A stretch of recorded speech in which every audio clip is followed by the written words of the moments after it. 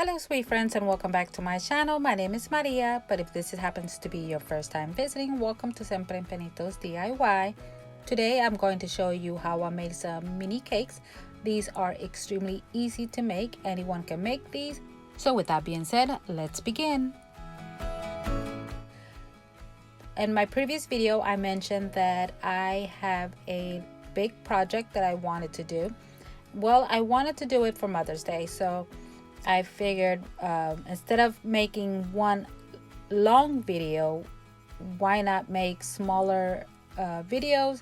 A video of each thing that I'm going to be adding to my it's going to be a whimsical Mother's Day cake, I guess you can say. And if you know me, you know that I'm not crazy about long videos, which is why I chose to instead making one long one, why not just make several smaller shorter videos actually. So here I am going to be using a foam sheet, a glitter foam sheet, and foam clay. And I wanted my cake to look whimsical, so if I did not mention that, and if you have not noticed, this is what I'm actually going to be doing. Now when it comes to making big projects, or big fake bakes, I'm not really comfortable with that, and this is why I chose to do this, because it's really out of my comfort zone, and it's something that I want to learn how to get used to. Lately I've been doing a lot of that, doing things that I'm not used to or comfortable with doing. I want to get over the fear of that, so this is to me a great way of doing that. Just tackle it, get it over with, and something less that I have to be afraid of how it's going to turn out if I know what I'm doing. I am new to this. Well, not really, I've been at it for about a year now, but in my eyes, I feel like I'm still new at it. A lot of the videos, I make sure that I mention that. I don't want anyone to think that I am professional at this, because I'm not. And that's okay too, so I'm fine with that, and like I said, I always welcome, all the tips y'all ladies send me, because like, again, I don't know most of these things, and I teach myself, and of course with y'all tips and everything, which they are greatly appreciated. It helps me out as well. So yes, it is something that I knew that I was going to need a help with, and I figured, who better than y'all guys to teach me how to become better. So yeah, if I have not said it enough, let me again thank each and every one of you who always are so nice to me and leaving me comments and tips on how to do something, what to use, and what have you, what works for you guys, because maybe there's a different technique that you guys do or use when it comes to fake bakes, and makes it easier and better and holds longer and what have you. So again, thank you so much, for all of your help, also your understanding, guys. You rock. I thank you all, and I will never get tired of saying it.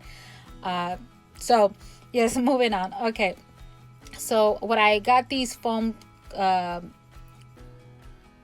what are these called, foam dummy cakes. I got them from Amazon, and I just went ahead and just glued two of them together with the tacky glue, which now it does work great. I love it. Before I used to use a different type of glue. I'm actually loving this one now, and this was suggested by one of you ladies, and again, I appreciate that.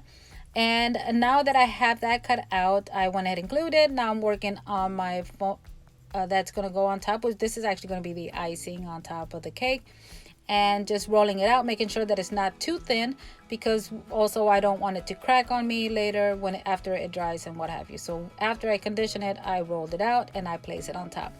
Now I had different ideas of how to I wanted my cakes to look, so I'm actually made 3 of these, and I will show you the other 2 a little bit later on. And this like I said, to me looks whimsical, so I went with this because if you remember the last video, I did little teacups, and that is also part of my it's going to be part of my big cake. So I wanted to add little cupcakes, not little cupcakes, I'm sorry, little mini cakes to that huge cake. And again, like I said, this was so easy to do. Guys, also, as you can see, I'm using a knife. Whenever you use anything sharp objects, please be careful not to cut yourself, because I know I have in the past, so I try to be very careful and focus when I ever have a knife in my hand. Maybe that's why I don't cook as often as I should. Anyway, okay, that's getting a little bit too personal. All right, so now that I have my cake, go ahead and add some glue on the foam. This way you can seal it and it will not come off or what have you. And any clay that you're not going to be using, please store it away as soon as possible, because you don't want it to dry that up. If you do have a piece of different color of clay that you want to add to one that you're working with, you want to also make sure to cover that, because you don't want it to dry. I have learned over the year that if I keep my clay in a Ziploc bag or wrapped up in a, what do you call these little sandwiches bags, you want, or clear wrap, I think I already said clear wrap, yes, you want to keep it soft. This way, again, you won't dry on you, especially if you're in a cool room, or if your AC is blowing or a fan or what have you. I have learned that keeping it soft will work much better than if it were to dry on you. So now that I have my frosting on there, I went ahead, I'm going to be adding some sprinkles on this one. And again, this was so easy to make, and I cannot wait to add these cakes that I made, that I'm made to my huge, bigger cake. So I can't wait to see. Going to be honest with you, I have yet not figured out how I'm going to put them all together, but I'm still working on that. So we'll see at the end how all of these, because I think I got 2 more that I want to do for you guys, and this I want to do for Mother's Day.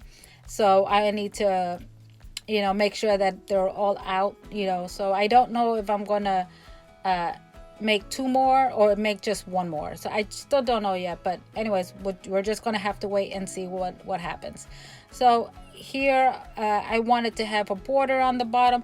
I was trying to go like up and down, like almost like a zigzag, but I wasn't really liking how it was looking, so I just went ahead and chose just to add the clay or the little border going all the way around, which is just a simple clay that I just rolled out. And yeah, so I had also some roses left behind, and here I am making more. So in case you don't remember how I made those, I'm making them here. All I did was just add I actually use a icing tip. Any size doesn't matter. Just keep in mind that the wider the tip is, from the bottom, the bottom of the opening, it's the bigger your rose is going to be. I placed one on top of each other, and then I just began to roll, and then I just went ahead and got my scissors and cut that in half.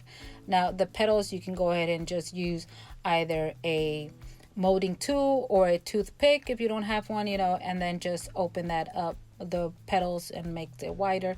And then here is how it looks. This is a different border that I have here, and I actually started noticing that I think I had the same border, so I went in at the one that is sitting, the pink one right behind. I went ahead and changed the border on that, so it's a little different. You'll see it towards the end. Anyways, my friend, this is the end of the video. Thank you so much for stopping by. I really appreciate every single one of you. Don't forget to like, comment, and share. And until the next time, my friends, stay safe, be kind. Bye.